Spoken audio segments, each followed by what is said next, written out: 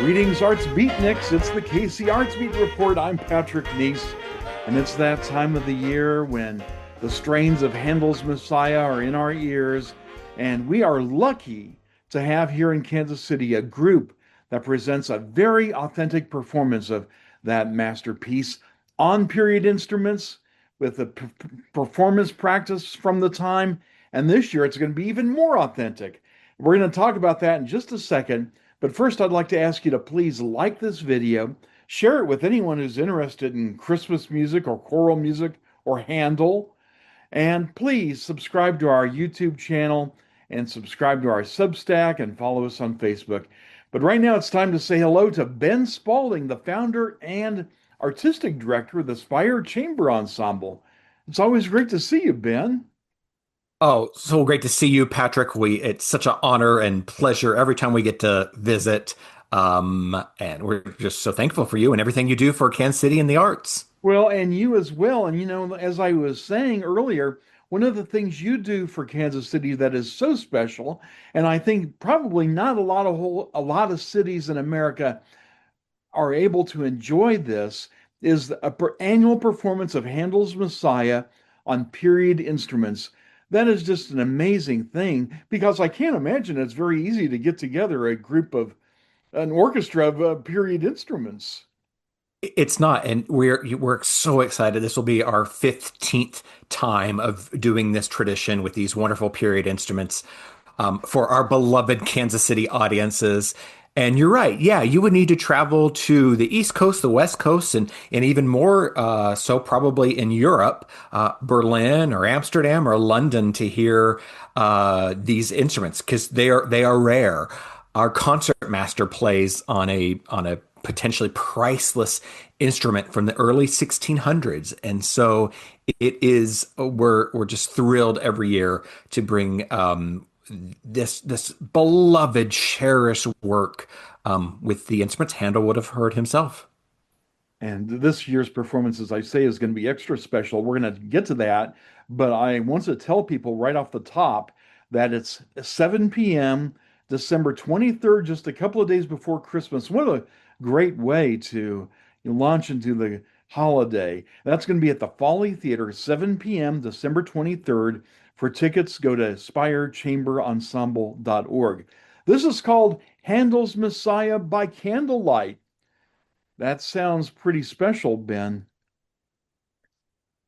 The Yes. candlelight, I mean, not only period instruments this year, but also candles.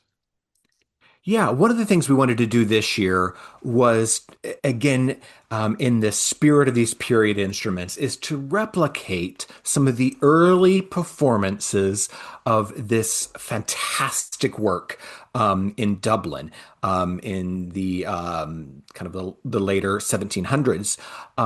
What's so special about this piece is we really don't have anything else in classical music that has been popular since day one. And so during the Dublin performances, they would ask the women not to wear their hoop skirts to these performances, and they would ask the men not to carry their swords because they wanted to create as much room as possible. Handel, at that point in his career, was like our modern Taylor Swift or Chappell Roan, just an absolute rock star. And so people came from far and wide to hear this much anticipated piece. And so it would have been done with candles as well. And one of the things that you brought up before is they would have had to trim the candles or move the candles during the performance to be able to let as many people see the performers. And so we're trying to recreate that as much as we can with hundreds and hundreds of candles all over the stage and on the side and the Oh, balconies wow. of the Folly Theater to really step back in time. It's the closest to a time machine I think that we can get. Wow, that's amazing. That must be very time consuming just to light all those. It's become quite a project. We have a wonderful team that's working on it, developing a stage plan and making sure that we all have room to move our bows and get around, but also really set an ambiance, this glow of candlelight that I think, just a day before Christmas Eve is going to be an exquisite event. Now, Handel's Messiah, even though it's a sacred work, that was originally performed in secular venues, not totally unlike the Folly, right?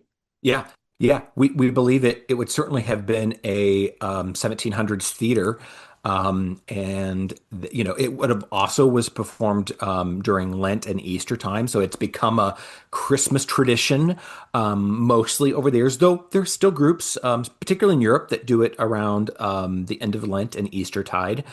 But for most audiences, we know it as a such a popular Christmas piece. Now, Handel's secular oratorios were actually written, weren't they, for the Lenten season when his operas were forbidden in the theaters? Yeah, a lot of them were. And so he was so prolific. And we have so many wonderful oratorios, Israel and Egypt, and they just go on and on.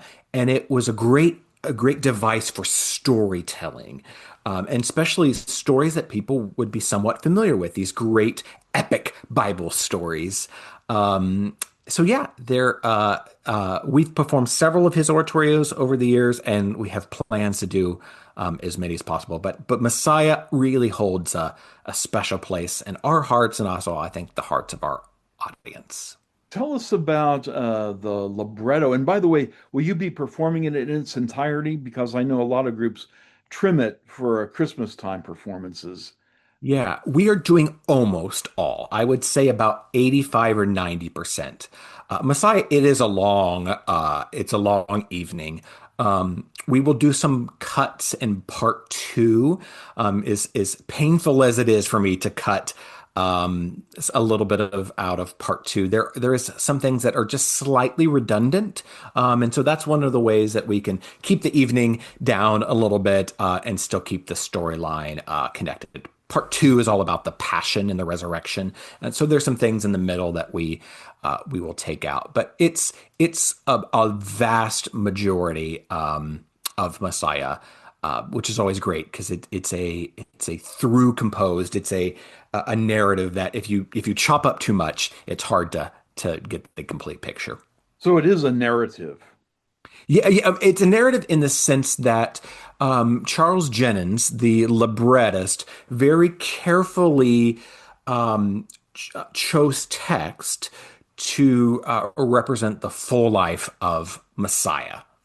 And so we have kind of this overture that's almost like starts from darkness, starts in maybe another time or another spiritual plane, and then the very first words we hear from the tenor is comfort ye, my people. And so we're setting the stage for what will eventually become Messiah's sacrifice and resurrection, and then what that means to the Christian tradition and Christian people, in as we celebrate worthy as a lamb and the afterlife and resurrection and things being new again. From the beginning, we started with kind of this sense of ambiguity and darkness.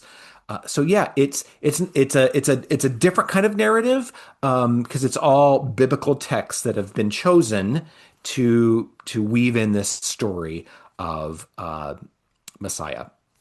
And it was originally performed as a fundraiser, wasn't it? That is correct, and in a series of fundraisers that happened throughout the end of Handel's life, and so it's always had its history in providing, particularly for children. That was one of the things that it was the different hospitals, children's hospitals, helping them fundraise for that, and so it's always had a place in our hearts for something beyond the music itself, which I think is really, to me, very moving. And what I love about this story is we can, all humanity can see ourselves, whether you come from the Christian tradition or not. This is a story of human emotion. a story that runs the gamut of human emotion. And we can all relate to that. We can all relate to the excitement of the birth of a child, whether it's ours or friends or that which is, for unto us a child is born. We can all relate to loss. We can all relate to pain and suffering. And so I think that's why this narrative has been so popular for so many years is we can see ourselves throughout various parts of this narrative. I also think people, maybe especially now, long for a reign of peace in the Mhm. world.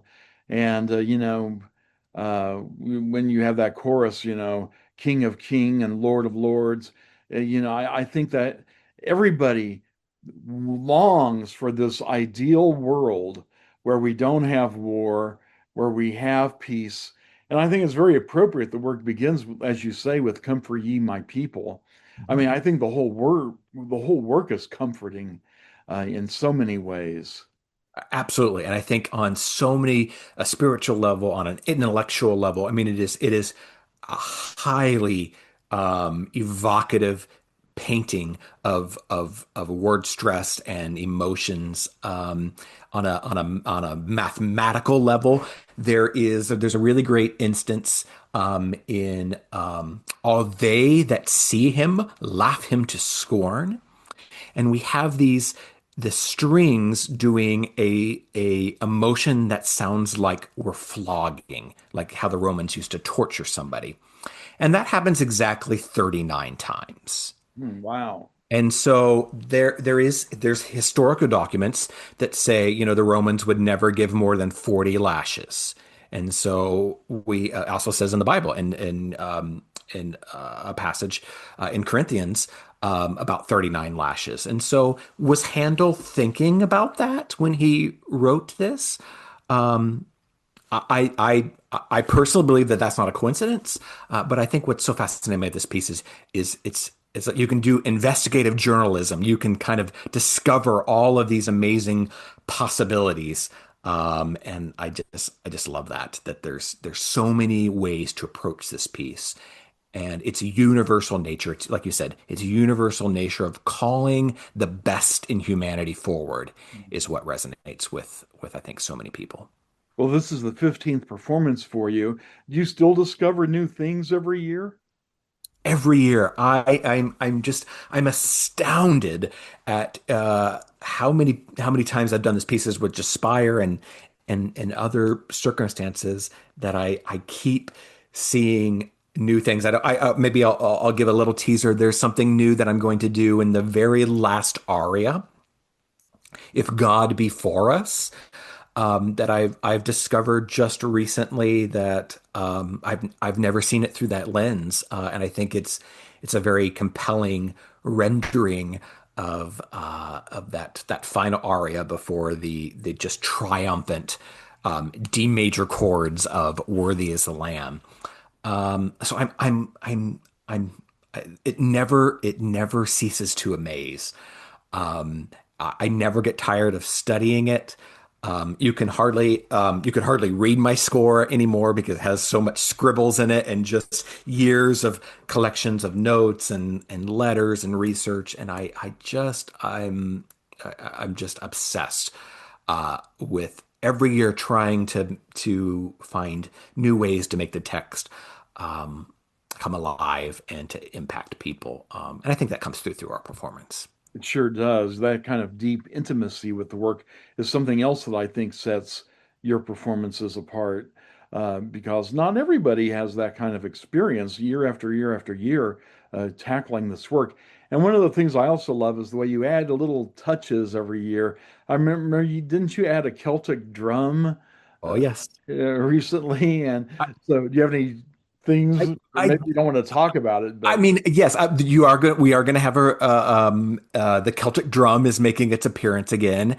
And that is during the PIFA or the pastoral symphony, the idea of the shepherds Maybe it's towards the right before bedtime, and they're falling asleep, and they're around the campfire, and they're playing their wooden flutes or something, their recorders, and all of a sudden, and they're simple people, they're folk people, and so a drum would be very appropriate in this music. But then all of a sudden, out of that God comes, rips through time and space, and announces something that's never happened in the history of mankind. And I think those shepherds and the common folk there were stunned. And so I think adding the drum, we also will add recorders to that. I think that just again transports us back in time to something so evocative. We can, in our mind, we can kind of see that picture of people sitting around a campfire, and all of a sudden, something that has never happened before, and they got to experience it. Yeah, Pretty special. I thought it was very effective, and it really added to the rustic quality of the Yep. shepherds. No, that was great. And also, the work, in addition to choir and orchestra, features lots of great solo passages too. Who will be doing those in this performance? What I love about our tradition is that all 17 members of Spire will step out and sing solos, and that's been our tradition for a very since the beginning. And so what I love about that is you have different characters that step out and add to the narrative. So you can see a motherly figure or a fatherly figure step out in these different arias, and I love that. First of all, it's visually really interesting to hear 17 different soloists. Um, and they each bring their own interpretation and their own. What's so great about Messiah is every year what we call ornaments, or our ad lib, or the art of making it up, is a tradition that's part of this Baroque music. And so hearing various interpretations of these texts by my esteemed colleagues, the very best early music specialist in the country, is just a pure delight. I sometimes have to make sure I keep my composure, because we never know what they're going to. Even in rehearsal, they might do an ornament or a flourish, and they might do something totally different in performance. And sometimes it's a little hard to keep my composure because I'm just overcome with emotion or delight or enthusiasm, and I have to remember, oh, I have a job to do. Well, I think that's why a lot of jazz people love Baroque music Yeah, so much, isn't it? Because that improvisatory quality, where the performers get a chance to add their embellishments and ornamentation. It's really great. exactly. It's Uh, just like jazz. Yeah, it's really fun. you're talking about the shepherd's instruments makes me think of another Christmas tradition in Baroque music, which is this concerto pastoral, Mhm. which I think tried to capture the shepherd atmosphere of Yeah. Christmas, and works like the Concerto Grosso by Corelli. Mhm. Were any of those works inspirational and to Handel? Do you know if he was aware of those works? And It's certainly possible. One thing that was very different in the Baroque is there was a lot of borrowing, and it wasn't like our modern day plagiarism. I mean, we're pretty careful about that now. But one thing starting in the Baroque and the classical is lots of composers borrowed and were inspired um, by each other. And the other practice, so much of Messiah is recycled material that Handel had already written. So he wrote it in 23 days, which is just a sheer genius to be able to put that on paper in that short amount of time. There's stories of servants bringing food that he didn't eat for days, uh and the bedpan not being cleaned for days. I mean, he just worked and worked and worked to complete this piece. And so he recycled a lot of his own material, but I do believe, that he had other composers and other traditions in his ear, and that certainly influenced his music. Europe was, even though it took longer to travel between countries, um, there was a sense of this music being handed down through mentors and pupils. So I don't know any direct historical evidence of particularly Corelli, but I think just the general sense of music being shared in a different way than we do now, was a part of that tradition. Uh-huh. Because that certainly was a popular theme in the Baroque era, that Yeah, whole pastoral theme for Christmas. yeah, yeah. Um, well, this sounds absolutely wonderful, Ben. Anything else you want to add about this performance, Handel's Messiah by Candlelight? Yeah, I think what we really hope, especially being at the Folly Theater this year, is one of the other things that is, and this is some new research for me, and particularly in Messiah and Handel's other late oratorios, they were a spectacle. So you would come to these secular theaters, and there might be magicians, there might be jugglers, there might be acrobats, there might be orators, the great art of rhetoric. Um, so it was a celebration, and it was a holistic kind of event. And so we're doing everything we can to create an atmosphere. As soon as you enter the Folly Theater, you're in. I don't want to give away the surprise, but you're in for something special. We're trying to recreate those early Dublin performances. And so there's an element that, as we welcome people to the Folly, that we hope will begin to transport you even before you enter the theater, that we're taking a step back into 1742. Well, this definitely sounds intriguing, Ben. You've got my attention. This is going to be great. Handel's Messiah by Candlelight, a really authentic experience from everything from the performance practice to the period instruments to the candles. And Ben says that the theater is going to be filled with candlelight. So this is going to be something else. 7 p.m., December 23rd, the day before Christmas Eve. What a great time to do it, too. At the Folly Theater. For tickets, go to the spirechamberensemble.org.